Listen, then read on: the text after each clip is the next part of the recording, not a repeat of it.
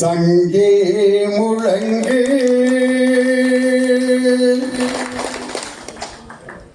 எங்கள் அன்பிற்கும் மரியாதைக்கும் உரிய மருத்துவ செம்மல் டாக்டர் ஜெயராஜமூர்த்தி அவர்களுடைய பணி ஓய்வு அந்த அழைப்புதலை பார்த்தவுடன் இதுவரை ஒரு பணி நிறைவு அழைப்புதல் இப்படி அச்சடிக்கப்பட்டு நான் பார்த்ததே இல்லை. உயர்கல்வித்துறை அமைச்சர்கள் இந்த மலர்மாலையை அணிவிக்கிறார்கள். நாங்கள் எல்லாம் தஞ்சை மாவட்டத்தை சார்ந்தவர்கள். தஞ்சை மணி மேந்தர்கள் சார்பிலே இந்த மலர்மாலை அணிவிக்கப்படுகிறது. வாழ்த்து போய் 1ஆம் தேதி கட்டுறதுக்கு போல 3ஆம் தேதி கட்டலாமாங்க அப்படின்னா உடனே வாங்கி பொறுமையாக பதில் சொல்லுவார். அப்படி ஒரு நல்ல ஒரு ஆபீசர். நெல்லை ஜெயந்தா எங்கள் பட்டிமன்றத்தில் ஒரு பேச்சாளர், அருமையான கவிஞர். அவருடைய கவிதைக்கு ஒரே ஒரு எடுத்துக்காட்டு சொல்றேன். தொலைக்காட்சியும் மனைவியும் ஒன்றுதான். என்னடா எதையிட்டா ஒப்புறாருன்னு பார்த்தா, தொலைக்காட்சியும் மனைவியும் ஒன்றுதான், இரண்டும் அணைத்தால் அடங்கி விடுவார்கள். எவ்வளவு ஏத்தம் பார்த்தீங்களா? இதுல நீங்க கொஞ்சம் யோசிங்கன்னா வேற மாதிரி ஆயிடும். ஒரு வரியில அன்று காந்தியிடம் பணம் இல்லை, இன்று காந்தி இல்லாவிட்டால் அதற்கு பேர் பணமே இல்லை. இப்படி கவிதை பாருங்க. அதான் எங்க நெல்லை ஜெயந்தா. அதே மாதிரி ஔவை நடராஜன் என்ற மாபெரும் இலக்கிய மேதையினுடைய மகன் ஔவை அருள் தமிழ் வளர்ச்சித்துறையினுடைய இயக்குனராக பொறுப்பேற்றிருக்கிறதுக்கு நமக்கெல்லாம் ஒரு மிகப்பெரிய கொடை. நம்ம சொக்கலிங்க சார் பாருங்க, 80 வயசு, 8 மாடி படியில் ஏறி போறாராம். 3ஆவது மாடிக்கே நாங்கெல்லாம் இந்த வாரப்பா அப்படிங்கிறான். உண்மையிலே அவருடைய அந்த டாக்டரா இருந்தாலும் மேடையிலேயும் அந்த டாக்டர் வேலை பார்க்குறாரு பாருங்க. அது எவ்வளவு பெரிய எல்லாருக்கும் ஒரு என்டர்டெயின்மெண்டா இருந்துச்சு. சில பேர் அவருடைய வேலையை எந்த இடத்துல பார்க்க கூடாதோ அங்க போய் பார்ப்பாங்க.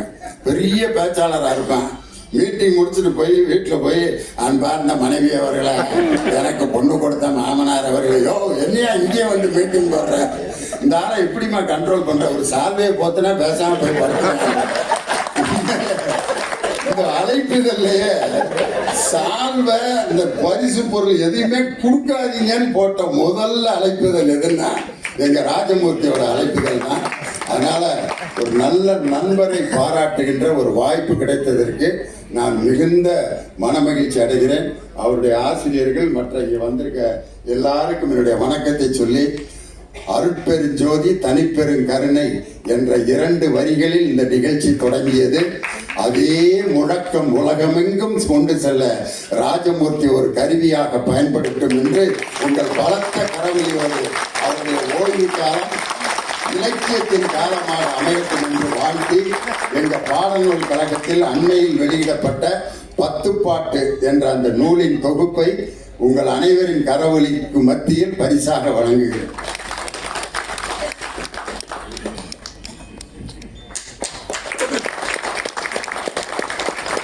வாழ்த்து மலை பொழிந்த திண்டுக்கல் வியோனி ஐயா அவர்களுக்கு இப்பொழுது விழாக்குழுவின் சார்பில் பொன்னாடை அணிவிக்கப்படுகிறது. மிகச் சிறப்பான உரையினை இங்கே ஆற்றிய ஐயா அவர்களுக்கு நன்றி. தொடர்ந்து ஏற்புரையாக நாம் அவளோடு எதிர்பார்த்து கொண்டிருக்கிற ஐயா அவர்கள் ஏற்புரை வழங்குவதற்கு முன்பாக இந்த நிகழ்ச்சியினை கலை இலக்கிய மருத்துவ நண்பர் குழுவான செய்தது அவர்கள் சார்பில் இப்பொழுது ஏயா இங்க வந்துக்கிட்டு வாடினி வேற கூப்பிட்டு ஏற்கனவே இருந்தாலும் சந்தேகப்பட்டு அடிச்சுட்டு இருக்கேன்.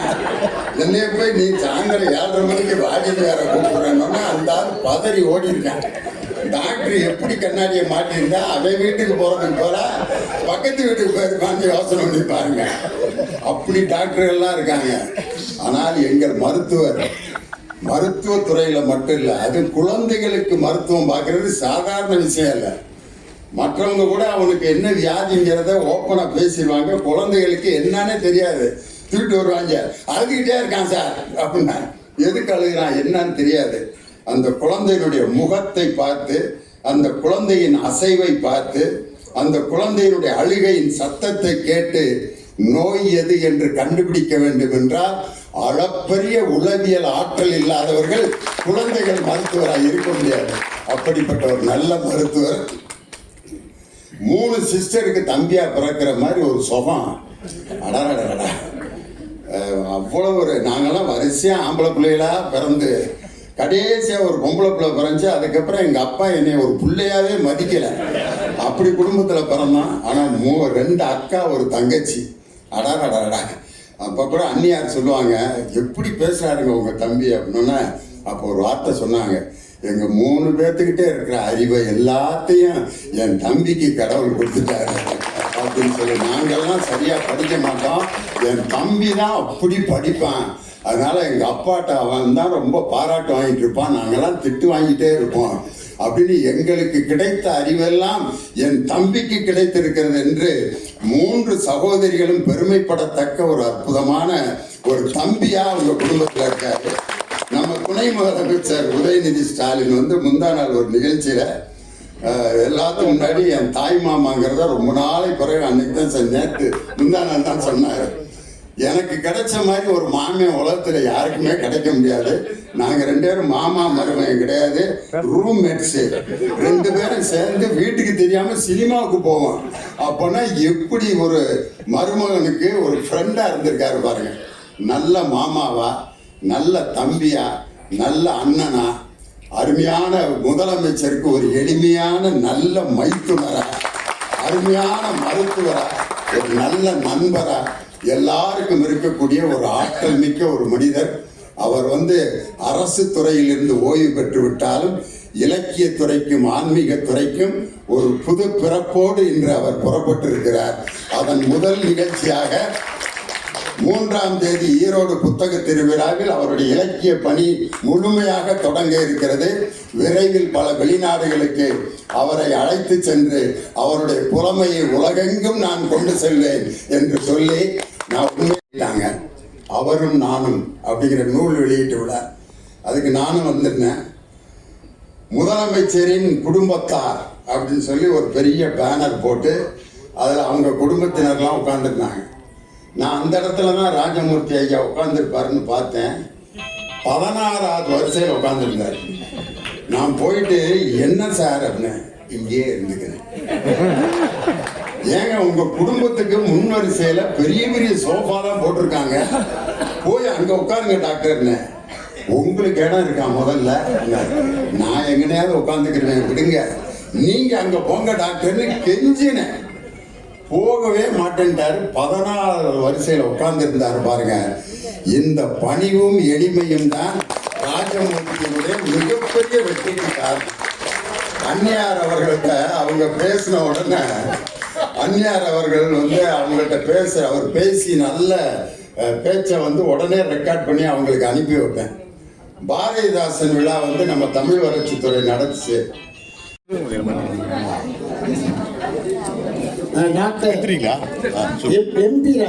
டாக்டர் எம்பி ராஜா அவர்கள் ஐயா அவர்களுக்கு ஆளுயர மாலையினை அணிவித்து மகிழ்ச்சியினை தன்னுடைய நிகழ்ச்சியை தன்னுடைய வாழ்த்துக்களை தெரிவித்துள்ளார். தயவுசெய்து ஒவ்வொருவராக சென்று அந்த நிலப்படம் எடுத்துக் கொள்ளுமாறு கேட்டுக்கொள்கின்றோம். தயவுசெய்து கொஞ்சம் வாங்க. இப்பொழுது ஐயா அவர்களுக்கு தொடர்ச்சியாக நண்பர்கள் உறவினர்கள் எல்லாம் இப்பொழுது வந்திருக்கக்கூடிய என்னோடு தொடக்க காலத்திலே பணியாற்றி இன்றைக்கு அரசு அலுவலர் ஒன்றியத்திலே மாநில தலைவராக விளங்கக்கூடிய அமிர்தகுமார், ஒரு ஹெல்த் இன்ஸ்பெக்டராக அவர் பணியாற்றிய போது நான் ஒரு மருத்துவ அலுவலராக ஆக்கூர் ஆரம்ப சுகாதார நிலையத்திலே பணியாற்றினேன். நிறைய அனுபவங்கள் எனக்கு அவங்களுக்கு உண்டு. அதை அவர்கள் சொல்லி சென்றார்கள். உங்கள் வருகைக்கு மிக்க மிக்க நன்றி. ஐயா ஏர்வாடி ராதாகிருஷ்ணன் 75 வயதை கடந்த பெரியவர் ஐயா. அவருடைய தமிழ் உணர்வு வாழ்த்துக்கள் அவர்கள் நம்முடைய ஐயாவுடைய மருத்துவ சொற்கலிங்க ஐயாவுடைய வாழ்த்துவோடு நம்முடைய ராஜமூர்த்தியா தொடர்ச்சியாக தமிழ் பணியாற்ற அன்போடு வேடிக்கை கேட்டுக்கொள்கிறோம். தொடர்ந்து வாழ்த்துறை வழங்குவதற்காக நாடறிந்த நல்ல பேச்சாளர், நகைச்சுவையோடு இனிமையான பாடல்களையும் பாடி பட்டி தட்டி எங்கும். தயவுசெய்து இந்த நிகழ்ச்சியை பேசி முடித்த பிறகு மற்றவர்களெல்லாம் கொண்டாட நினைக்கலாம். ஏன்னா மருத்துவர் சொக்கலிங்க ஐயாவுக்கு தான் அந்த இடம்பெறப்பட்டது. தயவுசெய்து மற்றவர்கள் இருங்கள். நிகழ்ச்சி இன்றைக்கு விருந்து, அருமையான விருந்து கொடுக்கப்பட இருக்கிறது. அத்தனை பேர் விருந்துண்டு ஐயாவுக்கு சிறப்பு செய்து செல்லுமாறு அன்போடு கேட்டுக்கொள்கிறோம். இப்பொழுது நகைச்சுவை திலகமாகவும் நாடறிந்த பேச்சாளராக இருக்கக்கூடிய நம்முடைய நெஞ்சமெல்லாம் வாழ்ந்து கொண்டு இருக்கக்கூடிய தமிழ்நாடு பாடநூல் நிறுவனத்துடைய தலைவர் ஐயா லியோனி ஐயா அவர்கள், திண்டுக்கல் லியோனி ஐயா அவர்கள் வாழ்த்துறை வழங்குமாறு அன்போடு கேட்டுக்கொள்கிறோம். வாருங்கள் ஐயா, வாருங்கள்.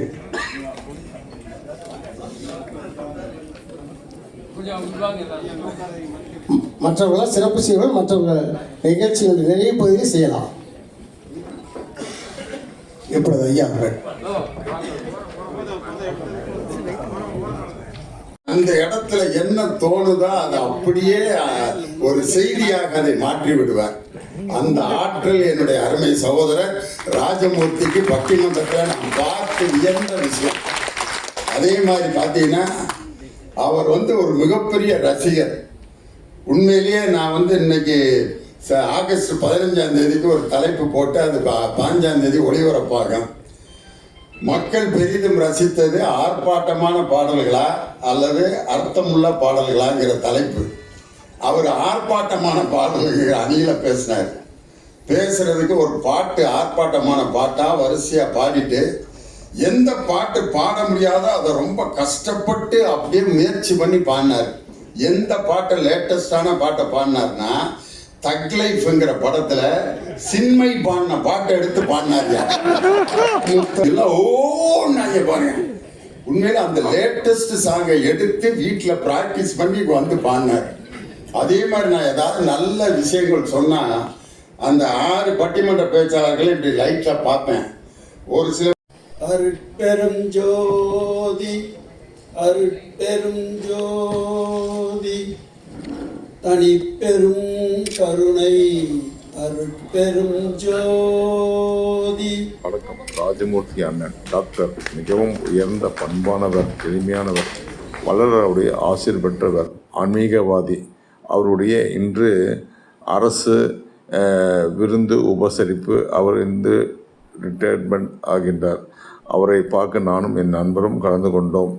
மிகவும் எளிமையாக சித்தர்களுடைய அருள் ஆற்றல் பெற்றவர். அவர் தமிழக முதல்வரின் மைத்துனர் ஆவார். துர்கை அம்மாவுடைய தம்பி ஆவார்.